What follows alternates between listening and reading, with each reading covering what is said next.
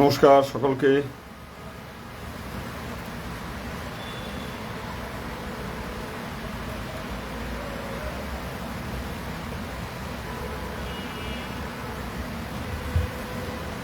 নমস্কার। আর কয়েকজন আসলে আমরা শুরু করি আলোচনা।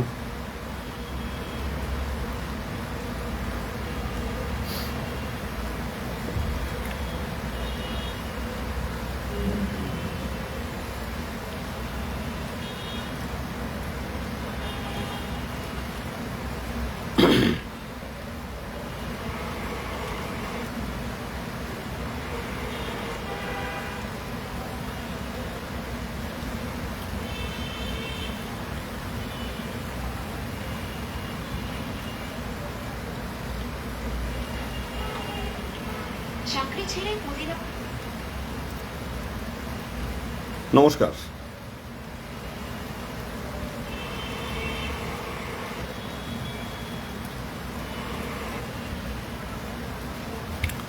নমস্কার সকলকে। আমরা শুরু করি। সেটা আজকে এই শুক্রবার, বাইরে বৃষ্টি হচ্ছে। আর আমরা যেটা নিয়ে দীর্ঘদিন ধরে সতর্ক করছি, আলোচনা করছিলাম, যে জাতীয় জীবনে আমাদের জন্য অত্যন্ত দুর্যোগের ঘনঘটা চলছে।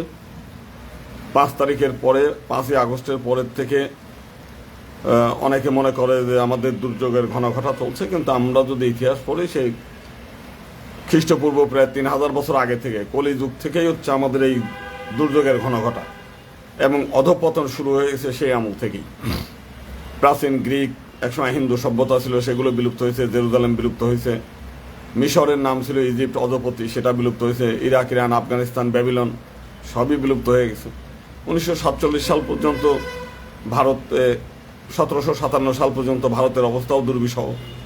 আবার সাময়িকভাবে ইংরেজদের দয়ায়, কৃপায় হিন্দুরা কিছুটা হলেও শক্তিশালী হয়েছিল। 1947 সালে ভারত ভাগের ফলে আমাদের দুর্ভোগ, বিশেষ করে পাকিস্তান এবং ভারত, মানে বাংলাদেশ, এই দুই খণ্ডের হিন্দুদের আবার সেই দুর্যোগ। আপনার ইদানিংকালে পাকিস্তানে অনেক ভিডিও দেখা যায়, একটা হিন্দুর বাড়ি 200 কোটি 300 কোটি টাকা খরচ করে লাহোরে, রয়্যালপিন্ডি, এরকম বিভিন্ন শহরে সব বাড়িগুলো হিন্দুদের। আফগানিস্তান শহরে, কাবুল শহরে সব বাড়িগুলো এখনো আছে হিন্দুদের, কিন্তু হিন্দু নাই। তো এই দুর্যোগ শুধু আমাদের এখানে তা না, দুর্যোগের সারা পৃথিবী জুড়েই হিন্দুদের দুর্যোগ। সেই দুর্যোগের পিছনে কারণ হলো হিন্দুরা অতি পণ্ডিত, অতি বুদ্ধিমান। এবং আমি গতকালও একটা ফেসবুকের, ওই যে আমরা একটা মানববন্ধনে একটা বক্তব্য ছিল, তো ওইখানে মতামত দেখলাম আর কি। 99% মতামত, আপনি দালাল, আপনার কথা আর কেউ শোনে না, আপনার ডাকে আসে না। তো এরকম নানানভাবেই আছে। তো আমার বক্তব্য হচ্ছে যে আমার তো ব্যক্তিগত সুবিধার জন্যই তো আমি আর এই কথাগুলো বলি না। ব্যক্তিগত সুবিধার জন্য এই ফেসবুকেও আসা লাগে না। অনেক অনেক অপ্রিয় কথা, যেটা আমাদের যারা এই দেশের সংখ্যাগরিষ্ঠ মানুষ তাদের বিপক্ষে যায়, তারা এই কথাগুলো অনেক কষ্ট পায় তারা। এবং বিভিন্ন সময় তাদের এই যে টক শোতে আমার নিয়ে এগুলো অনেক কথা বলেও, যে আমি ভারতের দালাল, আমি রয়ের এজেন্ট। যে কারণে আমি যদি এইসব কথাগুলো না বলি, বরং আমার ব্যক্তিগত সুবিধাটা আরও বেশি ভালো হয়, নিতে পারি, এখনও নিতে পারি। আপনার ওটাও করা যায়। এখনও ব্যক্তিগত সুবিধা নেওয়ার জন্য 5 তারিখের পরে অনেকেই আমাকে সাধেছে। এখনও যদি বলি যে না, আমি আমার অবস্থান থেকে সরে আসছি, তাহলে এখনও রাষ্ট্রীয় যে কোনো সুযোগ সুবিধা আমি যখন তখন নিতে পারি। এটার জন্য আর আপনাদের মনে করেন না যে আপনাদের মাথা বিক্রি করে আমার যেতে হয়, তা না। আমার যোগ্যতা, পজিশন কোন জায়গা সেটা আমি ভালো জানি।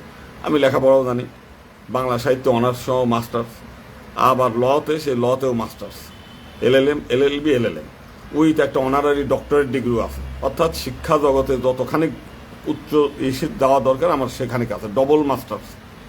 তো এটা অনেকেরই নেই। এবং একটা PhD ডিগ্রিও আছে আমার, অনারারি। তো আর চেনে না এমন কেউ নাই। ভারতের প্রধানমন্ত্রী ব্যক্তিগতভাবে গোবিন্দ প্রামাণিকের নাম জানে, বাংলাদেশের সাবেক প্রধানমন্ত্রী শেখ হাসিনাও ব্যক্তিগতভাবে চিনতে, খালেদা জিয়া চিনত, গোলাম আজমও চিনত, এরশাদও চিনত, এখনকার যে ইউনূস সেও আমাকে চেনে। আমি একেবারে যে অচেনা মানুষ তা না। তো এই জন্যে আমার ব্যক্তিগত সুবিধা নেওয়ার জন্যে আপনাদের কাছে এই ভেউ ভেউ আমি করি নাই কখনো, এখনও না। এই ঢাকা শহরের একথা এর আগেও বলছি, হয়তো আপনি আবার আপনারা বলবেন যে বারবার স্মরণ করিয়ে দিচ্ছেন কেন? আজকেও একজন দেখলাম বলে যে আপনার অবদানটা কি? আমার অবদান কিছুই নেই। এরপরেও এই ঢাকা শহরে আসার পরে আজকে যে ইসকনের যে কীর্তন গান আপনারা লক্ষ লক্ষ লোক নিয়ে স্বামীবাগ আশ্রমে যাই, ওই স্বামীবাগ আশ্রমে গিয়ে চারুচন্দ্রের কাছে জিজ্ঞেস করবেন যে এই মন্দিরে আপনারা আসলেন কিভাবে? চারুচন্দ্রের জমি তো আর এইটা না, ইসকনের জমিটা হচ্ছে রাজধানী মার্কেট। দেন গিয়ে ওইখানে বিশাল মার্কেট হয়ে আছে, প্রায় 4,500 দোকান আছে, একটা মন্দির আছে কংসের কারাগারের মতো ওই পাশে। ইসকন ওইখানে ঢুকতেও পারে না। এটা আমাদের নেতৃত্বে, বিশেষ করে আমার উদ্যোগে, আমার নেতৃত্বে ওইখানে আমরা দখল নিয়ে ইসকনকে ডেকে এনে আমরা দিয়েছি। যে কারণে ইসকন ওইখানে আনন্দের সঙ্গে কীর্তন গেয়ে আপনাদেরকে আনন্দ বর্ধন করে আর কি। ধর্ম রক্ষা করতেছে আমি সেটা বলবো না। ধর্ম রক্ষা করলে তাদের নিজস্ব মন্দির তারা রক্ষা করতে পারত, উদ্ধার করতে পারত, সেটা পারে না। সে সক্ষমতা ইসকনের কর্মীদের নাই, এবং সেই ইচ্ছাটা আছে কিনা সেটাও তাদের ব্যাপার। তারা তো প্রত্যেকের গেলেই বৈকুণ্ঠ ধাম, গোলক ধাম, এই সমস্ত। রমনা কালী মন্দিরে প্রথম প্রতিমা দিয়ে পূজা করছি আমি। আমার আগে রতন সরকার, বাংলাদেশ মন্দির মিশনের সভাপতি, সে ওই জায়গাটা চিনাইছে, যত বড় মিছিল, মিটিং, আন্দোলন সব সে করাইছে। আমরা তাদের পিছনে পিছনে ছিলাম। এইখানে দয়াগঞ্জ শিব মন্দির যাবেন, দেখুন জাতীয় শিব মন্দির বলে, আমার উদ্যোগ নিয়ে আমি ওখানে কৃষ্ণ সেনার কমান্ডার ইন চিফ, আমরা উদ্ধার করে তারপরে ওইখানে কমিটি করে দিয়ে আসেন। ঢালকানগর মন্দিরেও আমার উদ্ধার করা। এই সীতানাথ মন্দিরে যেখানে আমরা এই পূজা পার্বণ করি, আমাদের অফিসের ঠিকানা আছে, এখানেও আমাদের।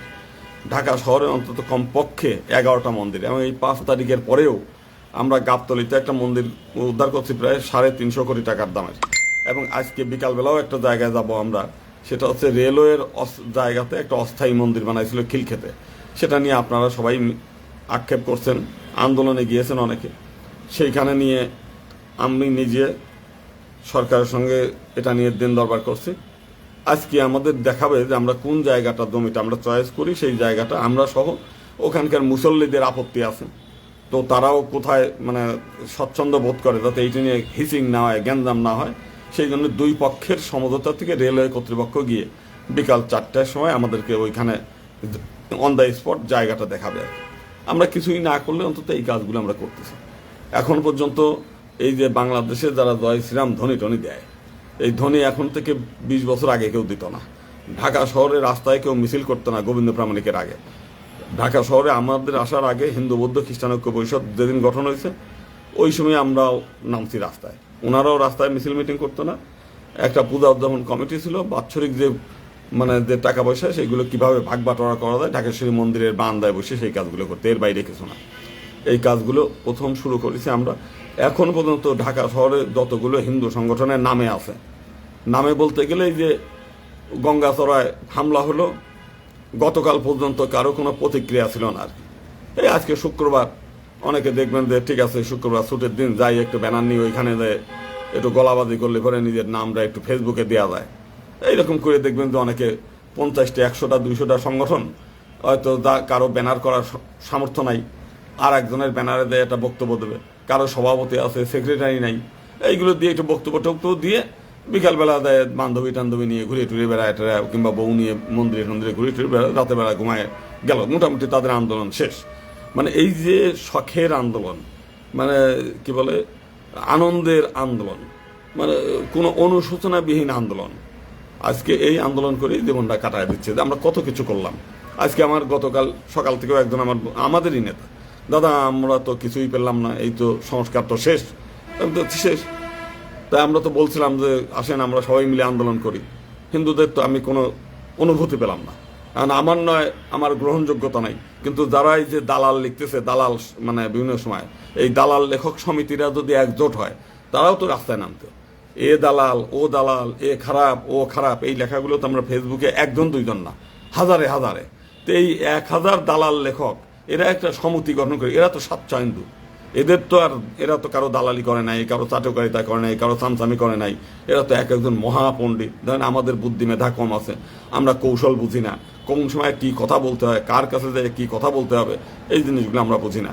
যদিও আমি আমার ধারণা মতে আমি সঠিক রাস্তায় আছি, আমার বক্তব্য সঠিক, 5 তারিখের পরেও বক্তব্য সঠিক, এখনকার বক্তব্য সঠিক আমার মতে। আমরা যেমন ধরেন এখন গত সপ্তাহে আমরা জামাতে ইসলামে একটা বিশাল সমাবেশ করছে, সেখানে অনেকের ভাষ্য মতে প্রায় সাড়ে বলতে 150 কোটি টাকা খরচ করছে আর কি। তো 70 কোটি টাকা খরচ করে সে মানে একটা সমাবেশ করছে, সেই সমাবেশে একমাত্র হিন্দু যে আমি যে ওখানে বক্তব্য দিয়েছি, এবং সেখানে মানে ওনাদের ভাষ্য মতে 13 থেকে 14 লক্ষ লোকের সমাবেশ। তো 13 থেকে 14 লক্ষ লোক হোক আর 1 লক্ষ হোক আর 50,000 হোক, হয়েছে তো সমাবেশটা তো তাদের। তো সেইখানে তাদের বক্তব্যে আমি কি বলছি, আমাদের কথা গিয়ে বলে আসছি যে আমরা জাতীয় সংসদে সংরক্ষিত আসন চাই, পৃথক নির্বাচন চাই, পিআর সিস্টেম চাই, এগুলো না হলে আমরা ভোট কেন্দ্রে যাব না। তো এই কথার অর্থ হচ্ছে ধরেন জামাত এখন ইলেকশন হবে, পিআর হবে না আমাদের, তার মানে আমার বক্তব্যটা হলো ওদের অনুষ্ঠানে গিয়েও আমি বলতে পারলাম যে আপনাকেও আমরা ভোট দেবো না। এই কথাটা আমি তাদের অনুষ্ঠানে গিয়ে বলে আসতে পারি। ওখানে একটা বক্তব্য ছিল আমার যে জামাত হলো ইউনিভার্সাল ইউনিভার্সিটি। আপনি যখন আরেকজনের অনুষ্ঠানে যান বক্তব্য দিতে, সেই বক্তব্য দিলে তার সম্পর্কে কিছু কথা বলতে হয়, এটা হচ্ছে কার্টিসি।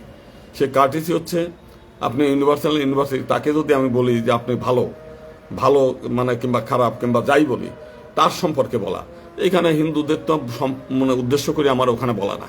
আমি তাদের কর্মীদের যে যারা ছিল তাদেরকে একটু দেওয়ার জন্য কি বলে উচ্ছ্বাস দেওয়ার জন্য, যাতে ভবিষ্যতেও হিন্দুদের 2-1 ডাকে। আমরা তো চিরকাল তাদেরকে আমাদের অনুষ্ঠানে ডেকে নিয়ে আসি, তাদেরকে পূজা নিয়ে মন্দিরে নিয়ে আসি ঢোকাই, যেটা আমাদের শাস্ত্রে নিষেধ। শাস্ত্রে কি বলছে যে দুষ্টের দমন শিষ্টের পালন করতে হবে। যদি দেখা যায় যে আপনি রাষ্ট্র ক্ষমতায় দুষ্টরা বসে আছে, আমাদের শনির মানে শনি পূজার মধ্য দিয়ে আমাদেরকে আমাদের যারা পূর্বপুরুষ, আমাদের যারা মুনি ঋষি, তারা আমাদের শিক্ষা দিচ্ছে যে শনি থেকে শনি থেকে স্যাটার্ন, স্যাটার্ন থেকে শয়তানকে দূরে রাখতে হবে। তো শয়তানের পূজা বা শনির পূজা করতে হবে ঘরের বাইরে, বাজারের মধ্যে, রাস্তার ওপারে, ঘরের মধ্যেও না, মন্দিরের মধ্যেও না। এবং শনির দেয়া কোনো উপহার, শনির দেয়া কোনো প্রসাদ, এগুলো নিয়ে আপনি খাবেন না। এগুলো যদি খেতেও হয়, যদি বাধ্য হন, তাহলে অন্তত আপনি খেয়ে দিয়ে স্নান করে ঘরে ঢুকবেন, হাত মুখ ধুয়ে ঢুকবেন। শনির দেয়া কোনো উপহার নিয়ে ঘরে ঢুকলে কি হবে, আপনার ছেলে মেয়ে ওই প্রসাদ বা ওই উপহার পাওয়ার সঙ্গে সঙ্গে সেই শনির প্রতি অনুরক্ত হয়ে যাবে। এই যে সালাম ভাই একটা শাড়ি দিয়েছে, এই যে কালাম ভাই একটা সালোয়ার দিয়েছে, তার মাথার মধ্যে ওই দিন থেকে সালাম কালাম ওদের মাথার মধ্যে ঢুকে থাকলো। তাহলে ভবিষ্যতে আপনার ছেলে বা মেয়ে, আপনার বউ ওই সালামের প্রতি অনুরক্ত হতে বাধ্য হবে। যে কারণে বলছে যে তাদের সঙ্গে দেখা সাক্ষাৎ হলে ওইখানে। তাইলে আমার শাস্ত্র বলছে যে আপনার অনুষ্ঠানে তাদের ওখানে যে আপনি কথা বলেন, আপনার বাড়িতে যেন না আসে। তো এই হলো বিষয়। আমি আমার মানে যেটা আমার শাস্ত্রকাররা যা বলছে আমি সেইটাই করছি। তো এখন যে জিনিসটা নিয়ে আমরা কথা বলতে চাই যে দেখেন আজকে আমাদের এই যে মানে আমাদের যে হলো না, এই যে 5 তারিখের মানে পরের থেকে আমরা যে কিছুই পাইলাম না, সংবিধান সংশোধন হয়ে গেল, নির্বাচন কমিশন সংশোধন মানে সংস্কার হয়ে গেল, আমাদের যে কোনো কিছুই হলো না। এই যে না হওয়ার পিছনে যে কারণটা কি হলো না কেন? কারণ আমরা একেবারেই একটা উদাসীন জাতি, একেবারে উদাসীন, হয় হোক না হয় না, মানে এমন ভাবে যে একটা সংবিধান এত বড় একটা সুযোগ আসলো আমাদের জীবনে, নির্বাচন নিয়ে আসলো, অথচ আমরা একটা ভ্রুক্ষেপ করলাম না। আমার বক্তব্য হচ্ছে যে আমি বিতর্কিত মানুষ, কিন্তু আপনি যাদের নিয়ে মানে করবেন, একজন বলছে চিন্ময় প্রভু সবাইকে এক করছিল, চিন্ময় তো জেলে, চিন্ময় কবে বের হবে সেই দিন কি আপনি এক হবেন? সেদিন তো আর আপনার এই রাস্তায় নামার লোক হলো না। আবার চিন্ময় বের হয়েও কি আর আপনাদের কথা মতো রাস্তায় নামবে? কোনোদিনও নামবে না। চিন্ময় যেদিন বের হবে সেদিন দেখবে যে হিন্দু জাতি একটা নেমোখারাম, এই জাতি গাছে মাথায় উঠায় দিয়ে তারা সটকে পড়ে। আজকে চিন্ময়ের মুক্তির জন্য বাংলাদেশে কোনো বড় ধরনের আন্দোলন গড়ে ওঠে নাই, অথচ দেখেন জামাতের নেতাদের ফাঁসি দিছে, জামাতের নেতাদের জেলে ঢুকাই দিছে, জামাতের নেতাদের খুন গুম করছে। এরপরেও জামাতরা কিন্তু মানে আন্দোলন থেকে থামে নাই, ঘরের মধ্যে থাকে নাই, বিভিন্ন দলের মধ্যে গুপ্ত ভাবে থেকে যেই সুযোগ পাইছে দলে দলে বেরিয়ে আসছে। আজকে চিন্ময়ের জন্য মিছিল মিটিং বিক্ষোভ করতে তো আপনাদেরকেও বাধা দেয় নাই। কই আপনারা কোথায়? আপনারা যারা চিন্ময়কে ভগবান মনে করতেছেন, ও চিন্ময়ের আপনারা ভক্ত মনে করছেন, চিন্ময় হলে আপনাদের রক্ষা পাইতো। আজকে চিন্ময় কবে বের হবে তার কোনো নিশ্চয়তা আছে? এই সরকার যতদিন থাকবে নির্বাচন পর্যন্ত তো দেবেই না। নির্বাচনের পরেও যারা ক্ষমতা আসবে তারা কারা আসবে? হয় জামাত, না হলে বিএনপি, হয় ইসলামী দলগুলো। আপনি কি মনে করেন যে ইসলামী দলগুলো সেই চিন্ময়কে ছেড়ে দেবে?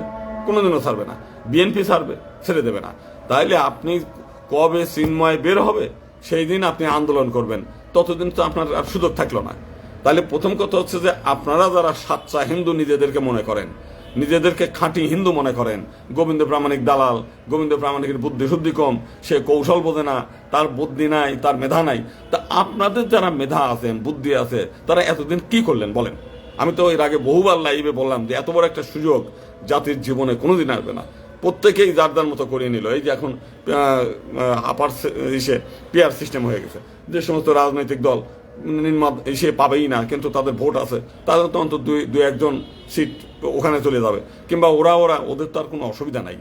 আপনি অস্তিত্বহীন। এই দেশে আগামী 20 বছরে হিন্দু থাকবে কি থাকবে না, আপনার এই ভূমিতে আপনি থাকবেন কি থাকবেন না। আজকে আমার একজন বললো, দাদা আমি তো 16 তলা বাড়ি করছেন। ভালো কথা, এই 16 তলা বাড়ি তো আমরা থাকবে না। শিয়ালকোটের হিন্দুদের বাড়িগুলো থাকে নাই, কাবুলের হিন্দুদের বাড়িগুলো থাকে নাই, ঢাকা শহর সারা বাংলাদেশে যত ধনী হিন্দু, কোটি কোটি টাকার মালিকের হিন্দুগুলো থাকবে না আগামী 20 বছর পরে, যদি রাজনৈতিকভাবে আপনার পাওয়ার না থাকে। কারণ রাজনৈতিক পাওয়ার না থাকলে আপনার স্বয়ং ভগবান আপনার এখানে থাকে না। ভগবান বলছে না, যদা যদাই ধর্মস্ব গ্লানি ভবতি ভারত, আমি যেখানে ধর্মগ্লানি ঘটে সেখানে আমি আবির্ভূত হই। কই ভগবানকে আরবে আবির্ভূত হয়, ভগবানকে আফগানিস্তানে আবির্ভূত হয়, ভগবানকে কাবুলে আবির্ভূত হচ্ছে, ভগবানকে ওই যে যেখানে সিরিয়াতে আইএসরা যে মানে মেয়েদেরকে বিক্রি করলো, লক্ষ লক্ষ লোককে কতল করলো, ভগবানকে ওইখানে আবির্ভূত হচ্ছে না তো। ভগবান ফরিদপুরে আবির্ভূত হয়, ভগবান ওরাকান্দিতে আবির্ভূত হতো, ভগবান পাবনায় আবির্ভূত হয়, ভগবান 1 ডজন ভগবান বাংলায় আবির্ভূত হয়েছে। কারণটা কি? কারণ বাংলার হিন্দুরা তখন ধনী, আর্থিকভাবে সচ্ছল, জমিদারি হিন্দুদের তাই। এখন কিন্তু ভগবান এখানে ঘূর্ণাক্ষরও আসবে না। কেন আসবে না? কারণ এখন তো হিন্দুদের হাতে ক্ষমতা নাই। আপনার 1757 সাল পর্যন্ত বাংলায় কিন্তু ভগবান আসে নাই। কারণ ভগবান আসবে কি করে? ভগবানের ভক্তরা বিপদে। ভগবান আসতে গেলে তো আগে পূজা পার্বণ পাইতে হবে তার। যেই 47 সালে হিন্দুদের হাতে ক্ষমতা আসলো, 1757 সালে, সঙ্গে সঙ্গে হরি ঠাকুর, অনুকূল ঠাকুর, জগৎবন্ধু, বালক ব্রহ্মচারী, রাম ঠাকুর, দুর্গা প্রসন্ন, পরমহংসদেব থেকে ডজনে ডজনে ভগবান আসছে। আবার তখন হচ্ছে এই দেশটা 1947 সালে মুসলমানদের হাতে গেছে, তখন যেসব ভগবানরা জীবিত ছিল তারা যার যার শিষ্য সমেত নিয়ে ভারতে পালায় চলে গেছে। অনুকূল ঠাকুর দেওঘরে চলে গেছে, হরু ঠাকুরের সব ভক্তরা বংশধররা চলে গেছে ঠাকুরনগরে, তারপরে এরকম যারা যারা আছেন বালক ব্রহ্মচারী চলে গেছে এসে। কারণ ভগবানেরও তো নিরাপত্তা দরকার। বাংলায় মুসলিমদের কাছে তো ভগবান নিরাপদ না। তাহলে আপনাকে সে নিরাপদ করলে না ভগবান এইখানে আসবে? ভগবান এখন কোনোদিন আসবে না, কখনোই আসবে না। এই নিরাপত্তা নাই তো। আজকে ভারতে দেখবেন যে সব ত্রিকালদর্শী সব বিভিন্ন মহাপুরুষ জন্ম নেবে, যাদের কোটি কোটি ভক্ত আছে, সেইটি বাংলাদেশে থাকবে না। হরি ঠাকুরের ভক্তদের পশ্চিম বাংলায় যে মানে প্রায়োরিটি, তাদের যে দাপট, সেটা বাংলাদেশের মানে তার পূর্ণভূমি, জন্মভূমি, সেখানে হবে না। কেন হবে না? কারণ মুসলমানরা এই সমস্ত ভগবানদের 2 পয়সা মূল্য দেয় না, আমরা মূল্য দিই। আজকে মানে দেখেন আমরা কতটা মানে বেদনার সঙ্গে আমাদের বলতে হয় যে অল্প কয়েকটা হিন্দু, এই অল্প কয়েকটা হিন্দুর আপনি হয়তো বলবেন যে আপনার কারণে এক হয় না। আচ্ছা, আমার নয় এক হলো না, হরি ঠাকুরের লোকজন শুধু হিন্দুদেরকে হিন্দু বানাইতে থাকতে দিতে পারতো না?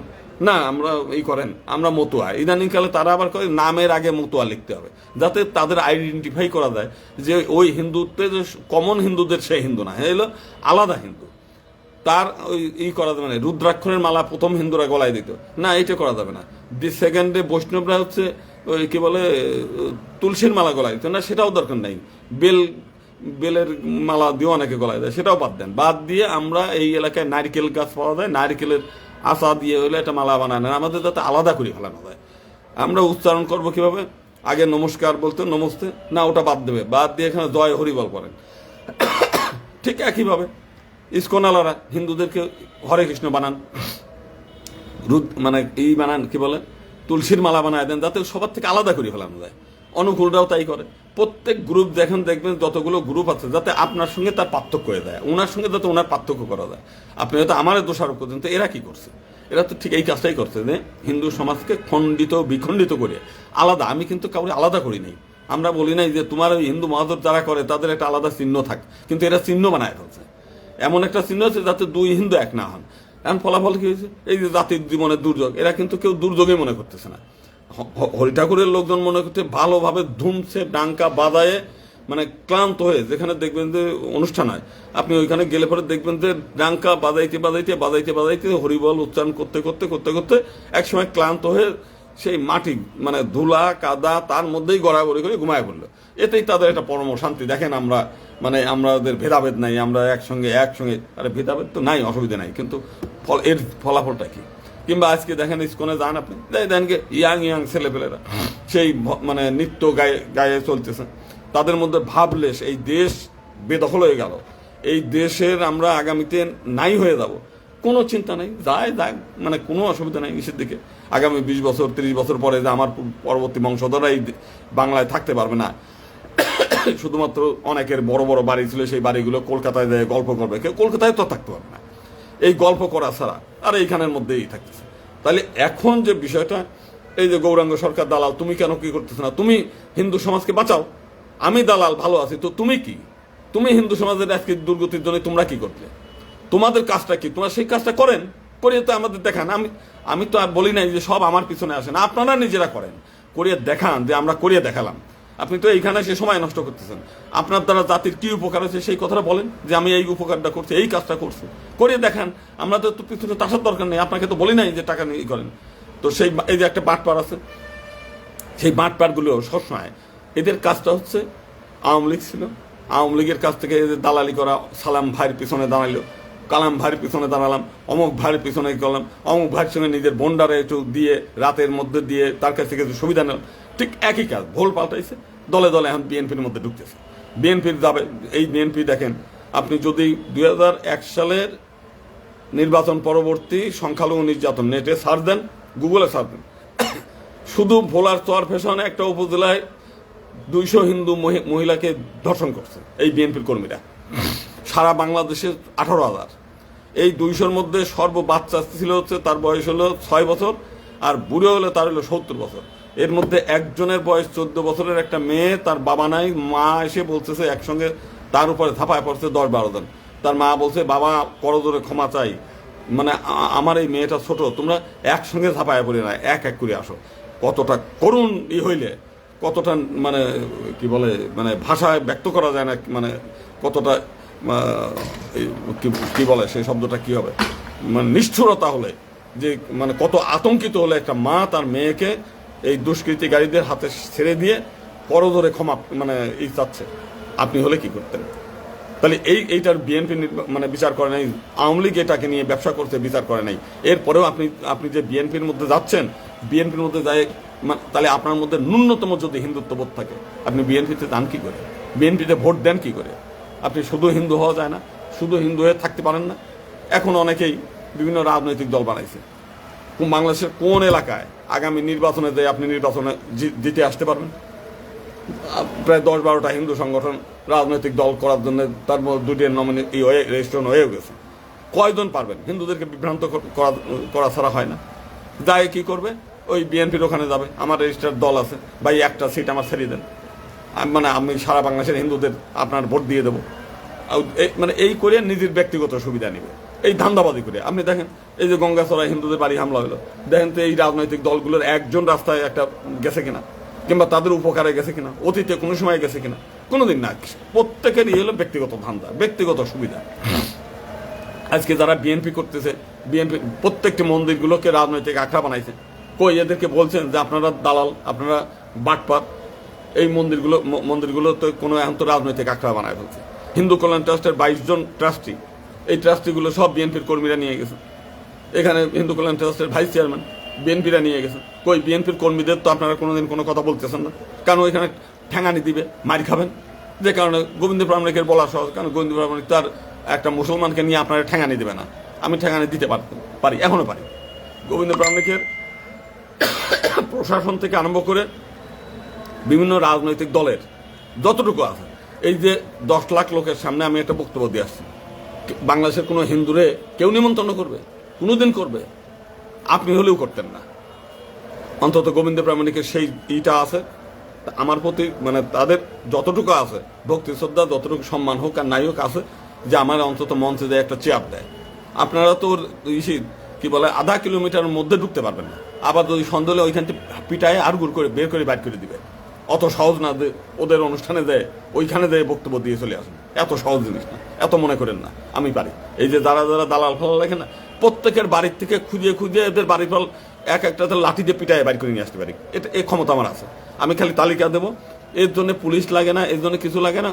ওই যে সমস্ত কতগুলো ইসলামিক দল আছে না, একটা তালিকা এদের হাতে দিলে পরে তখন আউকাউ করবে না, প্রত্যেকের পারি, আমি সেই সুযোগ পারি। কিন্তু হিন্দুদের আমরা, কারণ এই অল্প কয়টা হিন্দুদের আমরা কোনো সময় করতে চাইনি, এ তো বেশি বাড়াবাড়ি করে, তো এইটা পারি। আমি জানি, এর আগেও আমরা দেখতাম চট্টগ্রামে, চট্টগ্রামে দেখে নেবো। আমি তো জানি যে প্রকৃতি তো অপেক্ষা করতেছে, এই লাফালাফি থাকবে না। কই সেই চট্টগ্রামের সেই এইগুলো কই, বাহাদুরগুলো কই? এখন তো একটাও নাই রাস্তায়। তিনময় জেলের মধ্যে পৌঁছেছে, আর বাকিগুলো এখন রাস্তায় নামতে ভয় পায়। কেউ মানে হাজার হাজার পালায় আছে, কেউ জেলের মধ্যে আছে, একটাও বের হয় না। এবং গোপালগঞ্জে কয়েকদিন খুব লাফালাফি করলো। এই কয়েকদিন আগেও সেই কি নাম, একটা এলাকার নাম, আমার কুশবর্তী লেখা দাহ করছে। এখন তো ওইখান থেকে বাড়িতে থাকতে পারতেছে না গোপালগঞ্জের, একটাও না। আর মাঝে মাঝে আমার খালি ফোন দেয়, দাদা আমরা ভুল করছি, আপনারা আপনাদের এই করেন। আমি বললাম না ঠিক আছে, আপনারা অনেক ত্যাগী নেতা, অনেক ভালো বোঝেন, অনেক ই করেন। এখন গোপালগঞ্জে যাই খোঁজ নেন, যাই দেখেন কি অবস্থাটা। মানে ফেসবুকে আসি মানে দিক বিদিক খারায় ফেলে, মানে তারা এমন ভাব দেখায় যে তাদের মানে আমি আর কি, তারা মানে তুচ্ছতা ছিল। এরা এক একটা মহাপণ্ডিত, বীর বিক্রম, সব এক একজন হিন্দু সমাজের জন্য তারা মানে ইসের।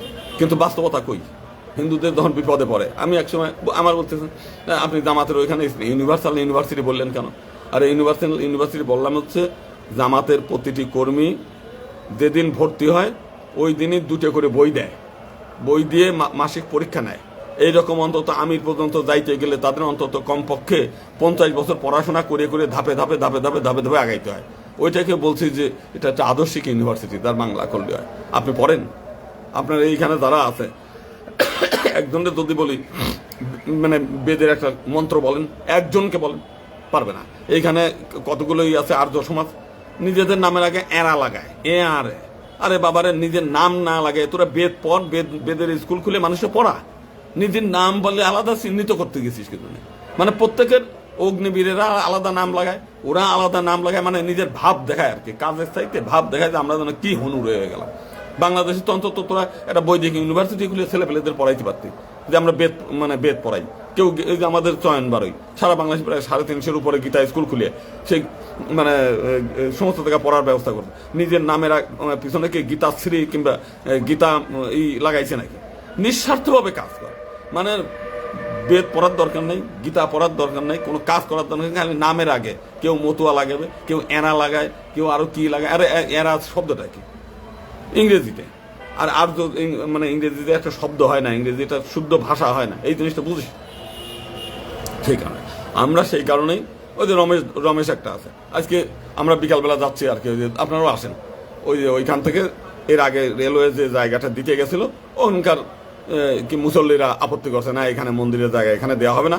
শেষ পর্যন্ত এখন রেল একটা কমিটি করছে যে আমরাও থাকবো, ওইখানে মুসল্লিরাও থাকবে, সর্বসম্মতিক্রমে একটা জায়গা নির্ধারণ করবে। আপনারা আসেন সবাই মিলে, কারণ মন্দির তার গোবিন্দ প্রামাণিক ওই খিলক্ষেত্রে দেয় পূজা করবে না। আমরা যেটা করছিলাম, অস্থায়ী একটা টিন শেড ঘর ভেঙে ফেলছিল, এখন অন্তত সরকার স্থায়ীভাবে একটা জমি বরাদ্দ দিচ্ছে 1000 টাকা মূল্যে।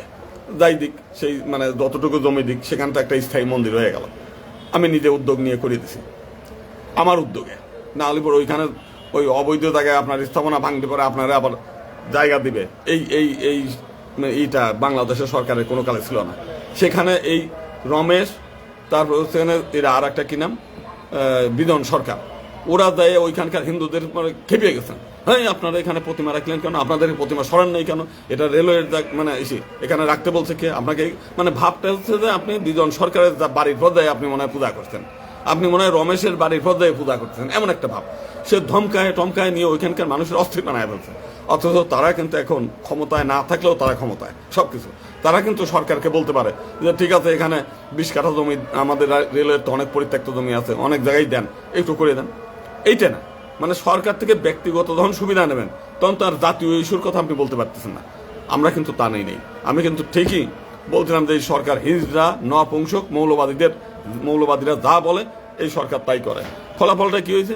সরকার বাধ্য হয়েছে আমাকে ডেকে নিয়ে তারপর ওই মানে মন্দিরের জন্য জায়গা দিতে। আজকে কিন্তু অন্যরে ডাকে নাই। ওই যে আপনারা দেখেন যে ফেসবুকে নোটিশ করছে, নোটিশে গোবিন্দ প্রামাণিকের নামে লেখা আছে। আমরা কিন্তু দিন দরবার করে ওইখানে মন্দিরের জন্য পয়সার জন্য দেয়নি। তা আমরা কি চাই? আমরা যে জিনিসটা চাইছি যে আজকে যদি এই সংস্কার কার্যক্রম শেষ হয়ে গেল, যদি পৃথক নির্বাচনটা হতো, সংরক্ষিত আসনটা হতো, তাহলে বাংলাদেশে এই 500 আসনে 75টা আসন থাকতো হিন্দুদের। সে 75টা আসনকে আমি পাইতাম না তোরা পাইতি বেটা? আজকে তোরা যে দালাল করতেছিস, তোদের জন্য আমি হলো রাস্তায় মিছিল করলাম, মিটিং করলাম, গলা ব্যথা করলাম, দৌড়াদৌড়ি করি, সারা দিন রাত 24 ঘন্টা এইটা নিয়ে ছুটে বেড়াই। আমার ব্যক্তিগত সুবিধার জন্য কি তোরে লাগে? কারো লাগে? ব্যক্তিগত সুবিধা আমি নিজেই পারি, আমার সেই যোগ্যতা আছে। আমার বহুকাল আগের থেকে বাংলাদেশের মানুষ চেনে। ও এবারে উপর মহল থেকে, ওই যে সময় 91 সালে খালেদা জিয়া যে সময় প্রথম নির্বাচন হয়, তখন থেকে ব্যক্তিগতভাবে খালেদা জিয়া আমার চেনে, তখন থেকে চেনে। আমরা কোনোদিন ব্যক্তিগত সুবিধার জন্য কোনোদিন যাইনি, এখনো নেই, চাটুকারিতা চামচামি করি নাই, দালালি করি নাই, এখনো করবো না, কোনোদিনও করবো না। চ্যালেঞ্জ ছুড়ে দিলাম। এই নিলে পরে আমি এখনো নিতে পারি। এই যে কয়দিন অনুরোধ আছে, এই কয়দিনের মধ্যে নিতে পারি, সেই সুযোগ আমার আছে, তোদের নাই। তোরা আজকে যারা লাফালাফি করতে, কে চেনে তোরে? কয়জন মানুষ চেনে? তোর জীবনের ত্যাগ তিতিক্ষাটা কি? মলমূত্র ছাড়া কোনো ত্যাগ তিতিক্ষা আছে? আজকে যদি এখানে 2.5 কোটি হিন্দু, মানে কি ইসরায়েলে সব মিলিয়ে হলে 70 লাখ মানে ইহুদি নাই, তার 3 গুণ বেশি হিন্দু আছে এই বাংলাদেশে। এই ইসরায়েলিরা সারা পৃথিবীর লোক ত্রাহি মধুসূদন অবস্থা করে রাখে। আমরা পারি না কেন? আমরা পারি না ওই কারণে, একদিকে আমার এসব ঘরে ঘরে ভগবান, আর একদিকে এখন ফেসবুক দেখলে ঘরে ঘরে মহাপণ্ডিত। এত পণ্ডিত, এত দিগ্বিজয়ী বীর এই হিন্দু সমাজে, সব ফেসবুকে। ওই যে বললাম না, খিলক্ষেতে যখন মন্দির ভাঙছে, টিম্পল পাল সেই লাইভে আসে, আমাদের আরো হিন্দু ছাত্র মহাজোটের নেতারা লাইভে আসে, আপনারা সবাই আসেন রাত 12টার সময়, আপনারা সব খিলক্ষেত মন্দিরে আসেন, রাত্রে পাহারা দিতে হবে, এখানে মুসল্লিরা এসে ভেঙে দিচ্ছে, একটা লোক যায়নি। পরের দিন সকালবেলা আলটিমেটাম দিয়েছে, যদি এই 11টার মধ্যে যদি এটা না ভাঙে, 12টার মধ্যে আমরা ভেঙে দেবো। আমি নিজে গেছি, 11টার মধ্যেই গেলাম, দেখে দিলাম কোনো মানে এইসব মুসল্লি নাই, আর কেউ নাই। আমাদের ছাত্র মহাজোটের 20-30 জন আসলো, টিম্পল পাল আসলো, আরো কয়েকজন আসলো। সেইখানে সেই হুজুর টুজুর থেকে আরম্ভ করে বহু মানুষ আসলো, সেখানে বাকবিদণ্ডা হলো। রেলওয়ের লোকের সঙ্গে আমরা, সেনাবাহিনী পুলিশের সঙ্গে আমরা বাকবিদণ্ডা করে আমরা বিদায় করলাম। পরের দিন দেখলাম যে কোনো হিন্দুর কোনো আগ্রহ নাই, আমরা ছাড়া। আমরা দূর থেকে যাই ওই মন্দিরকে, আমরা ওখানে পূজা করবো, এমনকি খিলক্ষেত এলাকার লোকেরও কোনো আগ্রহ নাই, 2-4 জন আসছে। পরের দিন যাই নিয়ে ভেঙে দিচ্ছে। ভাঙার পরে আমরা নিজেরা এটা নিয়ে কথা শুনছি, সরকারের সঙ্গে চ্যালেঞ্জ ছুড়িয়ে দিয়েছি। সরকার বাধ্য হয়ে এখন আমাদের বাধ্য বলি আর যাই বলিস উদাসীন যেটাই হোক, আমরা উচ্চ মহলে আমি কথাবার্তা বলে পরে আমার সঙ্গে কথা বলতে, আমি ঠিক আছে স্থায়ী জমি দেন, আজকে সেইটা স্থান করে দেবে। তো আমরা তো করতেছি, আমরা যা করতেছি। আমার চাইতে তোমার যদি বেশি করার থেকে, তোমরা যদি মনে করো গোবিন্দ প্রামাণিকের চাইতে আমরা বেটার, আমার আরো অনেক বুদ্ধি আছে, মেধা আছে, করেন। 5 তারিখে এখন কথায় 5 তারিখে বললেন কেন? আরে 5 তারিখে বলছি 5 তারিখের কথা, এখনকার বলছি এখনকার কথা। 5 তারিখে গঙ্গা চড়ার মতো 20টা বাড়ি মানে এইরকম হয় নাই, মানে হামলা হয়ে একচোটে ভেঙে গুঁড়ো হয়ে দেয় নাই। কিংবা যশোরের মানে অভয়নগরে একসঙ্গে 22টা বাড়ি হামলা করে একেবারে ঘুরাই দেয় নাই। 5 তারিখের ঘটনা এখনকার ঘটনা আলাদা। প্রত্যেক দিন যাচ্ছে এক এক দিন এক এক নতুন ঘটনা। 5 তারিখের কথা কি এখনো বলবো? এখনকার কথা বলতেছি, এখন 5 তারিখের কথা 5 তারিখে। তো সেই কারণে মানে এখনো যে স্মৃতিচারণ, এক সময় আমরা লক্ষ লক্ষ লোক ছিলাম, আরে স্মৃতিচারণ করে তো মরার পরে বাপের ছবি উপরে টানায় রাখে, এক সময় বাবা ছিল অভিধায় আমরা ছিলাম। তোমরা চিন্ময় জেলে আছে, তোমরা এখন একসঙ্গে নামো না কেন রাস্তায়? গোবিন্দ প্রামাণিকের পিছনে তোমরা আসবে না, দরকার নেই তো। গোবিন্দ প্রামাণিক তো তোমাদের পর ভরসা করেই করে না, গোবিন্দ প্রামাণিক তো তোমাদের চেনে, ভালো মতো চেনে। আমি একবারে যে এক ইলেকশন করতে গেছিলাম 2024 আর কি, গোবিন্দ প্রামাণিক বিএনপির দালাল, গোবিন্দ প্রামাণিক অমকের দালাল, বিএনপি ভোট বয়কট করলে আমি তার পাল্টা গেলাম ইলেকশন। গোবিন্দ অত্যন্ত ভালো মানুষ, গেলাম ওইখানে কয়েক জায়গায় গেলাম, হ্যাঁ দাদা আপনাকে আমরা অত্যন্ত পছন্দ করি, আপনার বক্তব্য শুনি, আপনি খুব ভালো বলেন, কিন্তু আমরা তো আওয়ামী লীগ করি, আওয়ামী লীগের বাইরে তো আমরা ভোট দিতে পারবো না।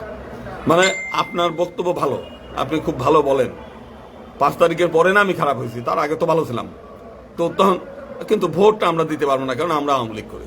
মানে বিষয়টা হচ্ছে যে হিন্দুরা হলো গোবিন্দ প্রামাণিকের বক্তব্য ভালো, ওই যে উপন্যাস পড়ে অনেকে করে না, অনেকে সিনেমা দেখে একটু আউমাউ করে কাঁদে, অনেকে নাম সংকীর্তন শোনার পরে একটু জড়ায় ধরে কান্নাকাটি করে, ওই নাম সংকীর্তন ওই জায়গাটাও সরিয়ে চলে আসবে বাড়ি এসে দেন গা আবার টেলিভিশনে নাচা গানা হই হুল্লা আনন্দ করতেছে।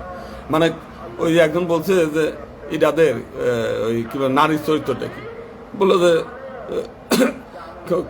ক্ষণে তুষ্ট ক্ষণে রুষ্ট, রুষ্ট তুষ্ট ক্ষণে ক্ষণে। মানে কোন সময় যে এরা আনন্দ পায়, কোন সময় তুষ্ট হয় আর কোন সময় রুষ্ট হয়, মানে কেউ এই করতে পারে না।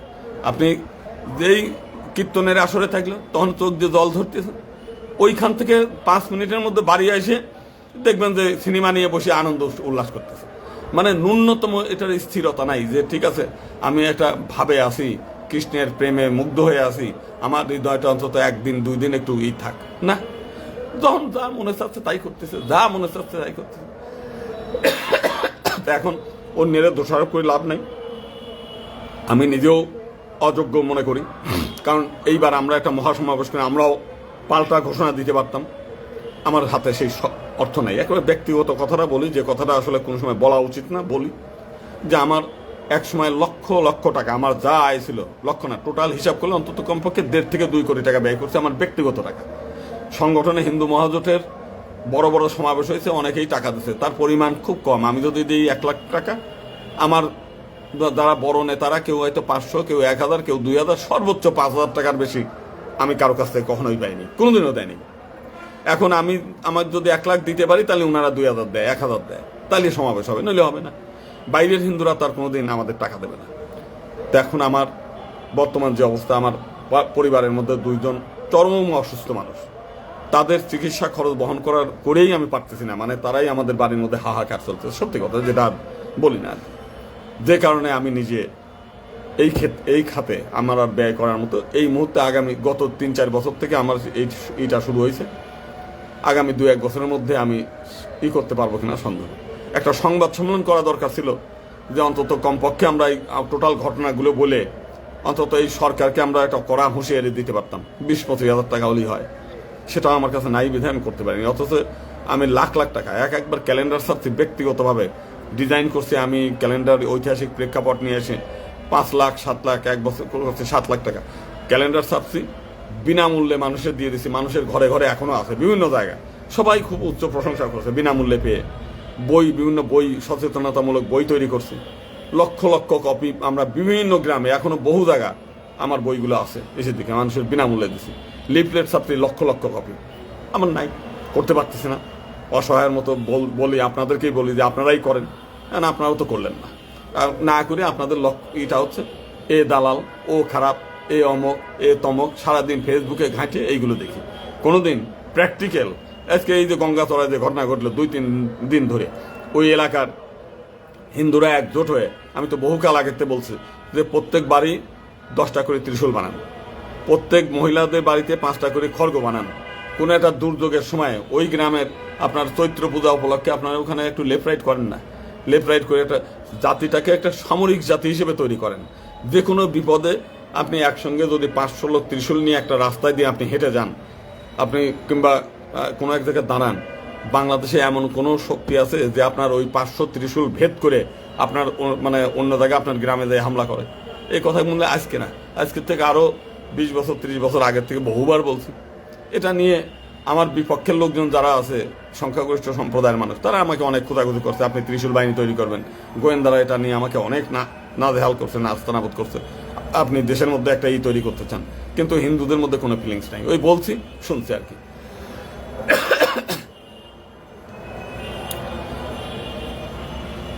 তো এখন এই হলো বিষয়টা। তা আমরা যে জিনিসটা করতে চাই, এখনো পর্যন্ত যদি সামনে নির্বাচন আছে, এখনো পর্যন্ত তারা স্পেশাল হয়তো বসতে পারে, যদি আপনারা যারা, আমি বলি আমরা যেহেতু ব্যর্থ, আপনারা মনে করছেন ব্যর্থ হোক, খারাপ হোক, আমরা 2 নাম্বার, আমরা 5 নাম্বার, আপনারা যারা এইখানে বসেও আমি দেখলাম যে অনেকেই দালাল, বাটপার, এই মুক্তমক এইগুলো বলছে, আপনারা ভাই সাচ্চা হিন্দু, খাঁটি হিন্দু, আপনারা ডাক দেন, মহাসমাবেশ করেন, যান, আমরা দর্শক হিসেবে নিচে, আমরা মঞ্চে যায় বক্তব্য দেবো না, দর্শক হিসেবে নিচে যায় আমরা দাঁড়ায় দাঁড়ায় আপনাদের কথা শুনবো। আপনারা করেন, তারপরেও করেন। একটা জাতিকে এইভাবে চোখের সামনে এইভাবে ধ্বংস হইতে দেয়া যায় না। মানে আপনি যে বাড়িতে এখন বসবাস করতেছেন, আপনি চিন্তা করেন তো আগামী 20 বছর পরে এই বাড়িতেই আপনার মুসলিমরা, অন্যেরা আপনার বাড়িতে, এই বাড়িতে থাকবে। আপনি আপনার দাদুর একটা সমাধি বানাইছেন, আপনার কিংবা এক জায়গায় করছেন, আমাদের মতুয়ারা তো আজকাল আবার কবর দিতে পছন্দ করে, পোড়াইতে পছন্দ করে না। আপনি একটু চিন্তা করেন তো, যেইখানে আপনি সেই সমাধি করছেন, ওইখানে একটা মুসলিম লোক ওই বাড়িটা কিনে নিয়ে আসে অথবা দখল করে নিয়ে ওই আপনার দাদুর মানে সমাধির উপরে যদি একটা পায়খানা বানায়, একটা প্রস্রাবখানা বানায়, সারাদিন ধরে বাড়ির মহিলারা, ছেলেরা ওইখানে প্রস্রাব করে, পায়খানা করে, কেমন লাগবে আপনার? আপনি চিন্তা করেন, এইটাই তো হয়েছে বাংলাদেশের প্রত্যেকটি হিন্দু বাড়িতে মুসলিমরা বাড়ি করে সেইভাবেই করতেছে না? আপনি সেই চিন্তাটা করেন তো, একবার একটু চিন্তা করেন তো যে আগামী দিনে আপনার কি হচ্ছে। তো সেটা এখন আমাদের কেউ বাংলাদেশে হাজার হাজার কোটি টাকার হিন্দুর মালিক আছে, এখনো দেখে এই গতকাল শুনলাম যে রাজনৈতিক দল বানাচ্ছে, তাদের ওইখানে বলতেছে 5 লাখ 7 লাখ 10 লাখ 20 লাখ সব দিচ্ছে। কারা দেয়, কি জন্য দেয় আমি জানি না। কতগুলো ছেলে ফেলে তাদেরকে রাজনৈতিক দল করার জন্য টাকা দিচ্ছে। আমাদের কিন্তু আজ পর্যন্ত কেউ স্বেচ্ছায় বলে নাই যে দাদা এই যে 1 লাখ টাকা নেন, 2 লাখ টাকা নেন, একটা সমাবেশ করেন, অন্তত একটা এই করেন। আমরা সামনে যেতে পারি না, আমরা আপনার মতো কথা বলতে পারি না, আপনি হুঙ্কারও দিতে পারেন, আপনি করতে পারেন, আমি যেভাবে কথা বলি সেই কথাগুলি বলে তো কেউ রাস্তায় দাঁড়াইতে পারবে না। হাসিনার আমলে আমি শেখ হাসিনাকে যতটা সমালোচনা করছি, আপনারা দাঁড়ায় কেউ টিকতে পারতেন না, প্রত্যেকে জেলে থাকতেন। আমি এই সরকারের সময় সরকারকে হিজড়া, তারপরে হচ্ছে কি বলে মৌলবাদের রন্ধ্রে রন্ধ্রে মৌলবাদের আখড়া, এই কথাগুলো প্রেস ক্লাবের সামনে বলে সমস্ত পত্র পত্রিকা রেডিও টেলিভিশনে আসার পরে আমি আবারও আপনাদের এখানে ফেসবুক লাইভে আছি। আপনি বলেন, আপনি বলার পর দেখি কালকে আপনি ওইখানে এসে যাই বলতে পারেন কিনা, দাঁড়ায় থাকতে পারেন কিনা, পারবেন না।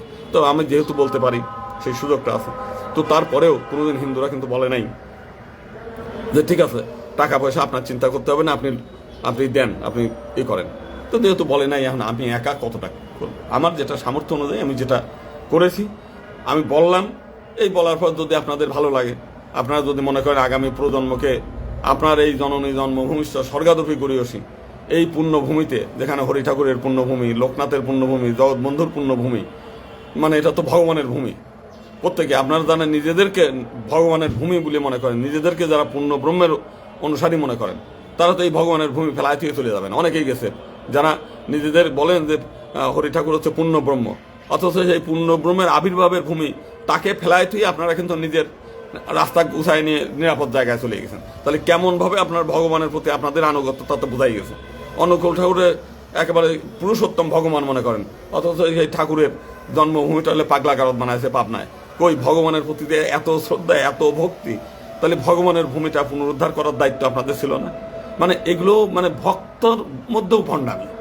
এইগুলো বাদ দিয়ে আমি মনে করি নীতি নৈতিকতা বাদ দিয়ে, মানে ভণ্ডামিটা বাদ দিয়ে সত্যিকার অর্থে সমাজ ধর্ম, জাতি রক্ষার, সমাজ ধর্ম বলতে নিজের আত্মরক্ষা। আজকে যদি আমি ধরেন গ্রামে আমার একটা দোতলা বাড়ি আছে, আজকে যদি আশেপাশে কোনো হিন্দু না থাকে তাহলে আমি একা থাকতে পারবো? অন্তত নিজের ব্যক্তি চিন্তা করে হলেও তো আপনার এই সমাজ রক্ষা করতে হবে, জাতি রক্ষা করতে হবে, ধর্ম রক্ষা করতে হবে। একেবারে ব্যক্তিগত চিন্তা করেন, মনে করেন আমি পৃথিবীর কারো চাই না, শুধু আমার ব্যক্তির লাভ চাই। আপনি যে বাড়িতে থাকেন, আপনার মেয়েটা স্কুলে যায়, যদি চারপাশে শুধু হিন্দু থাকে, আপনার মেয়ের যে বর্তমান অবস্থা চলছে কারো না কারো হাত ধরে হাঁটা দিবে, সেই বিয়ে পর্যন্ত আপনার আমাদের মেয়েরা অপেক্ষা করে না। তো তাইলেও তো একটা হিন্দু ছেলের সঙ্গে যাবে, কিন্তু আপনার পাশে যদি কোনো হিন্দু না থাকে তো মুসলিমদের হাত ধরে দৌড়াবে। তাহলে তো আপনার ইহকাল পরকাল দুটোই গেল। অর্থাৎ আপনার নিজের স্বার্থ হলেও আপনার আশেপাশে হিন্দুরা থাক, এই জিনিসগুলো আপনার রাখতে হবে, খালি আপনি একা ভালো চাইলেও। তো সেই কারণে আমরা অনেক কথাই বলি, লাইভে বহু কথাই বলি, বহুবারই বলছি। মানে আমাদের এইখানে আমি আবার এই কথাগুলোও বন্ধ করতে চাই।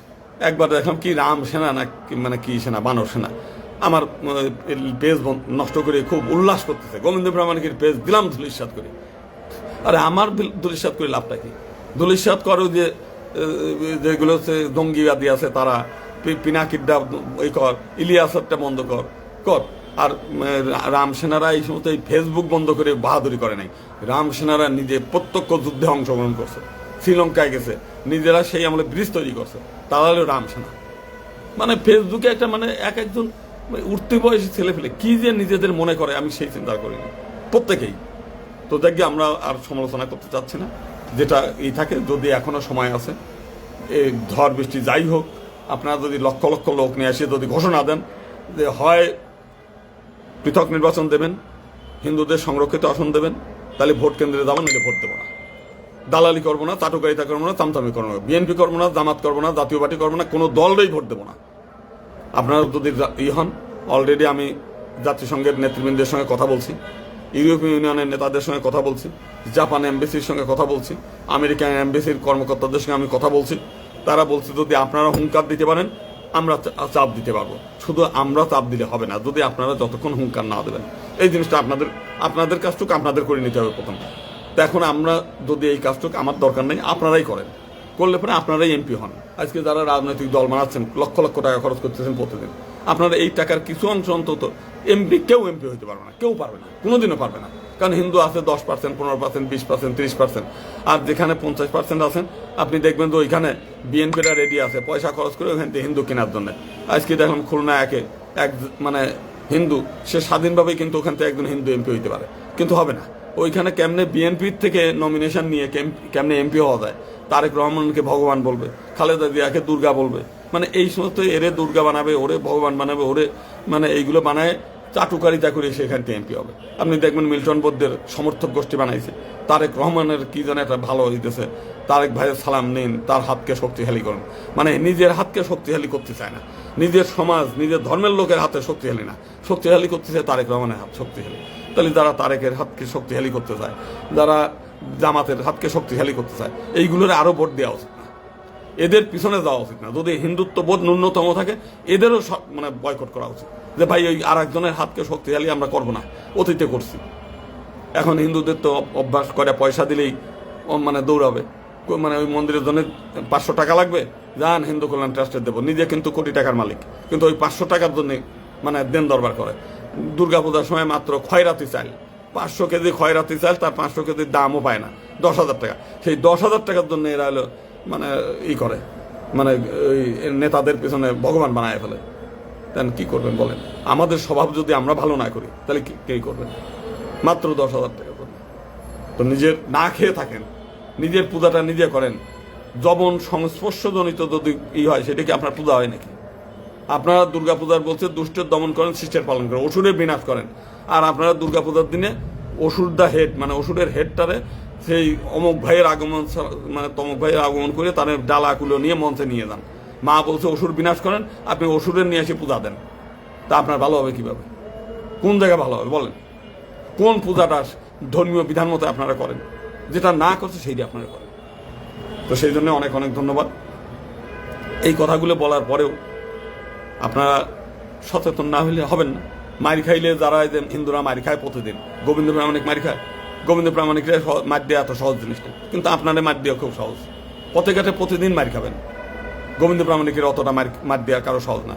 আওয়ামী লীগ বহু চেষ্টা করছে, ওবায়দুল কাদের নিজে আমার নাম উচ্চারণ করে বলছে, এই কুমিল্লার বাহার নেটে সার্চ দেন গোবিন্দ প্রামাণিক আর বাহার নাম লেখেন, উনি ওইখানে প্রায় 20,000 না 30,000 লোকের সমাবেশ ডেকে সেইখানে ঘোষণা দিতেছে আমারে জেলে নেবে। পারছে? অত সহজ না। সে তো শেখ হাসিনার একেবারে আপন ভাই বোন, পারে নাই। গোবিন্দ প্রামাণিকের কিছু হবে না, মরবে না আপনারা, সাধারণ হিন্দুরা মরবে, বুঝছেন? গোবিন্দ প্রামাণিকের অত ক্ষমতা লোভেও না। যদি বলে তাহলে এমপি ইলেকশন করতে গেছিলেন কেন? গেছিলাম ওইটা আমার এলাকা না, ওই এলাকায় নাকি শেখ পরিবারের বাইরে কথা বলা যায় না। আমি ইচ্ছাকৃত, আমি জানি যে হিন্দুরা ভোট দেবে না, তারপরেও গেছি ওইখানে গিয়ে কয়েকটা সমাবেশ করে হিন্দুদেরকে বোঝানোর জন্য যে সাহসী হন, কথা বলা যায়, এত ভয়ের ডরে থাকেন না। শেখ হেলালের ভয়ে ওই এলাকায় যাওয়া যায় না, অমুকে যাওয়া যায় না, শুধু এই কারণে গেছিলাম। নাহলে ওই নির্বাচনের হঠাৎ করে দিয়ে আগে কোনো আমার ওখানে লোক নাই, কর্মী নাই, এমনকি একটা সংগঠন করতে পারি নাই ওই এলাকায়। বলে যে না দাদা, এখানে শেখ পরিবারের বাইরে, শেখ জুয়েল ভাইয়ের বাইরে, হেলাল ভাইয়ের বাইরে কথা বলা যায় না। আমি সেই কারণে গেছিলাম, নির্বাচিত হওয়ার জন্য না। আমি হিন্দুদেরকে চিনি না, ভালো মতো চিনি। আপনারা যদি মনে করেন যে গোবিন্দ প্রামাণিক খুব বোকা মানুষ, অশিক্ষিত মানুষ, লেখাপড়া জানে না, হঠাৎ করে এমপি হইতে গেছে, না, আমি জানি একেবারে নির্বোধ আমি না। তা করলে তো অন্যরা যেমন রাজনৈতিক দল খুলতেছে আমিও খুলতাম, খুললে দিন দরবার করলে অন্য দলের চাইতে অন্য যে রাজনৈতিক দলের গ্রহণযোগ্যতা, ধরেন সুকৃতি মণ্ডল দাঁড়ায় এই করতেছে, কিংবা কি বড় সুশান্ত বর্মন, কিংবা আরো ওই যে 2-3 জন রাজনৈতিক দল বানাইছে, ওদের চাইতে বেশি লোক আমার এখানে।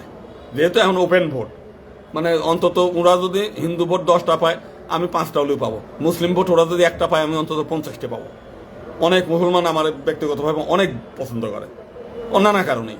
হয়তো আপনি বলবেন যে মুসলমানদের দালালি করেন, সেই জন্য না, ব্যক্তিগতভাবেই মামলা মোকদ্দমা করে ফিরি, বিনা পয়সায় করে দেই বহু মানুষের। আমি তো কারোর কাছে কারাকারি করে টাকা নিই নাই, কেউ কোনোদিন বলতে পারে না। এই 5 তারিখের পরে আমাদের সংগঠন করে না, আমার গালাগালি পরে, আমার কুশপুত্তলিকা দাহ করছে, এই রকমও একজনের আমি 2টা মামলা ফ্রি করে দিয়েছি হাইকোর্ট থেকে, 1টি টাকা নিয়ে নিই, 1 টাকাও না। জানি যে সে আমার গালাগালি পারছে, পরে ক্ষমা চাইছে, দাদা আমরা ভুল করছি। আমরা তো ওই সময় আওয়ামী লীগের নেতারা আমাদেরকে সেইভাবে বুঝাইছে, শেখ হাসিনা ফিরে আসবে, আপনারা থাকেন। গোবিন্দ প্রামাণিকের জন্য আমাদের মানে প্রধানমন্ত্রী ফিরে আসতেছে না, ভারতের লোক উস্কানি দিয়েছে। তা আমি তো জানি যে ভারতের লোক, আমি সেন্ট্রাল গভর্নিং কাউন্সিলের মেম্বার ছিলাম, ট্রাস্টি বোর্ডের মেম্বার ছিলাম, ওদের চিন্তা হচ্ছে ওদের নিয়ে, ওরা কোনোদিন বাংলাদেশের হিন্দুদের নিয়ে চিন্তা করে না। দেখেন বাংলাদেশের হিন্দুদের উস্কানি দিয়েছে, বর্ডারে নিয়ে গেছে, হইচই বাদাইছে, বর্ডার সিল করে দিয়েছে, ভিসা বন্ধ করে দিয়েছে। দেশে আপনাদের প্রতি ন্যূনতম সহানুভূতি আছে? গতকালও এখানে কি এক পাল রে, বাংলাদেশ থেকে এখানে হাজার হাজার আওয়ামী লীগের নেতারা বহাল তবিয়তে ঘুরে বেড়াচ্ছে, কিন্তু একজন নায়িকা, কি এক নায়িকা সে হিন্দু, সেই মেয়েটা ওইখানে বুঝে কিসের ব্যবসা করে, তারা নিয়ে গ্রেপ্তার করে আটকায় দিচ্ছে। ইন্ডিয়া অত সহজে হিন্দুত্ববাদ আপনি মনে করেন না। এমনকি যারা বিজেপি করে তাদের মধ্যেও হিন্দুত্ববাদ নেই, RSS যারা করে তাদের মধ্যেও হিন্দুত্ববাদ খুব কম। শুধুমাত্র বিশ্ব হিন্দু পরিষদে কিছু আছে যাদের মধ্যে হিন্দুত্ব বোধ আছে, তাও ওই আপনার আমার মতো অত আবেগী না তারা। আমি তাদের প্রতিটি মিটিংয়ে ছিলাম। আমি 1987 সাল থেকে হচ্ছে RSS এর সঙ্গে একবার ভালো মতো সম্পৃক্ত। আমার চাইতে আপনি ওখানে বড় পদে নাই ছিলেন না, বড় বড় মিটিংগুলোতে আমি থাকছি, সেন্ট্রাল গভর্নিং কাউন্সিলের মেম্বার, ট্রাস্টি বোর্ডের মেম্বার। আপনি বোঝেন কোন পদ সেটা? অতএব আপনি অত সহজে মনে করেন ভারত আপনাদের হেল্প করে দেবে, কিচ্ছু করবে না, কোনোদিনও করবে না। ওরা আছে বাংলাদেশের শেখ হাসিনারে নিয়ে কেমনে তাদের ব্যবসা বাণিজ্য, কিভাবে তাদের রাষ্ট্রীয় সুরক্ষা, সেইটা করা যায়, এর বাইরে কিচ্ছু না। তো সেই কারণেই ওই যে সুব্রত রায়, শুভ কুড়িগ্রাম, হ্যাঁ এই তো উত্তরবঙ্গের মানুষ, তোমরাই তো প্রথম গেলে, বর্ডার পর্যন্ত গেলে অনেক আবেগ নিয়ে, যে আমরা বর্ডার পার হয়ে চলে যাবো, বর্ডার খুলে দিচ্ছে, কিন্তু বাস্তবতা কি হলো? তো যাকে আমি মনে করি যে আমরা এখানে যে কয়জন হিন্দু আছি এখনো পর্যন্ত, এই দেশ যদি হিন্দুরা শুধু হিন্দু হয়, আওয়ামী হিন্দু না, বিএনপি হিন্দু না, জামাতি হিন্দু না, জাতীয় পার্টি হিন্দু না, শুধু যদি হিন্দু হয়, আপনি সব জায়গায় যাবেন। আমাদের এটার একটা বক্তব্য আছে আর কি, এটা হচ্ছে রামকৃষ্ণ পরমহংসদেব বলছেন, নদীতে নৌকা চলুক, জলে নৌকা চলুক, কিন্তু নৌকায় যেন জল না ওঠে। আপনি জামাতের মিটিংয়ে যান, আপনি ইসলামী আন্দোলনের মিটিংয়ে যান, আপনি বিএনপির মিটিংয়ে যান, আপনি আওয়ামী লীগের মিটিংয়ে যান, আপনি এনসিপির মিটিংয়ে যান, সব জায়গা যান, আপনার কথাগুলো সব জায়গা যায় বলেন, কিন্তু ও যেন আপনার হৃদয়ের মধ্যে ঢুকে না পড়ে, ও যেন আপনার ইসের মধ্যে ঢুকে না পড়ে, এই কাজটুকু করেন। তাহলেই আপনি হিন্দু, শুধুই হিন্দু থাকবেন। এবং এখনো পর্যন্ত যে কয়টা হিন্দু আছে, আপনারা যদি ভোট বয়কট করেন, এই ভোট গ্রহণযোগ্য হবে না কোথাও। আমেরিকা সাপোর্ট গ্রহণযোগ্য মনে করবে না, জাতিসংঘ বলবে মাইনরিটিদের অধিকার নাই, অতএব এই নির্বাচন বৈধ না। সবাই এক বাক্যে, প্রত্যেকে, আপনি চ্যালেঞ্জ ছুঁয়ে দিলাম, হিন্দুরা ভোট বয়কট করে দেখে, এই নির্বাচন নিয়েই প্রশ্ন তুলবে যে এই নির্বাচন যথাযথ হয় নাই, মাইনরিটিদের প্রতিনিধিত্ব নেই। কিন্তু আপনার তো আগে নিজের কথাটা বলতে হবে, আমরাই তো বলিনি। অনেক কথা বললাম, অনেক আপনাদের সময়, ছুটির দিন, আপনারা এই ছুটির দিনে সময় নষ্ট করে অনেকে করলেন, সেজন্য আমি ক্ষমা প্রার্থনা করতেছি। অনেকের অনেক কথা বলছে, অনেক ভক্ত হৃদয় আছে যারা জীব জগৎ নিয়ে চিন্তা করেন না, বৈকুণ্ঠ ধাম, গোলক ধাম, এইখানে যাবেন, এই উল্টাপাল্টা বোঝায় সাধু সন্ন্যাসীরা। এই মায়ার জগতে থাকা যাবে না। আরে মায়ার জগতে থাকা যাবে না, এই পৃথিবীটা কার? ভগবানের না? ভগবান এখানে আবির্ভূত হয়েছে না? এই পৃথিবীটা কি দস্যু দানবের হাতে ছাড়িয়ে দিয়ে যাবেন? আপনি গোলক ধামে যাবেন, বৈকুণ্ঠ ধামে, আর ফিরে আসবেন না। তাহলে এই ভূমিটা, বরং আপনার সাধু সন্ন্যাসীদের বলা উচিত যে এই ভগবানের ভূমি রক্ষার জন্য বারবার আমাকে আসতে হবে। ভগবান যেন বলছে আমি বারবার আসি, ভক্তদেরও বলতে হবে যে আমি গোলক ধামে যাবো না, ওখান থেকে আবার ফিরে আসবো। এই ভগবানের ভূমি আমাকে রক্ষা করতে হবে। আমি চিরকাল ভগবানের সৈনিক হিসেবে থাকতে চাই, ভগবানের দাস না, ভগবানের সৈনিক হিসেবে ভগবানের নির্দেশ পালন করবো, এই ভগবানের ভূমি দস্যু দানবদের হাত থেকে রক্ষা করবো। এই চিন্তাটা করেন। মৃত্যুর সময় একবার স্মরণ করেন যে আমি, ভগবান আমাকে আবার পাঠাও, এটা ভগবানের ভূমি, এটা হরি ঠাকুরের ভূমি, হরি ঠাকুর এখানে জন্ম নিয়েছে, অনুকূল ঠাকুর এখানে জন্ম নিয়েছে। এই ভূমি তো আমি যদি ফিরিয়ে না আসি, এই ভূমি তো দস্যু দানবরা দখল করে নেবে। আপনারা এইভাবে উল্টা চিন্তা করতেছেন। আমার যেন এই পৃথিবীতে না আসা লাগে, আর না আসা লাগে তো ভগবানের ভূমি কি হবে? ঠিক। সকলকে নমস্কার, অনেক অনেক ধন্যবাদ।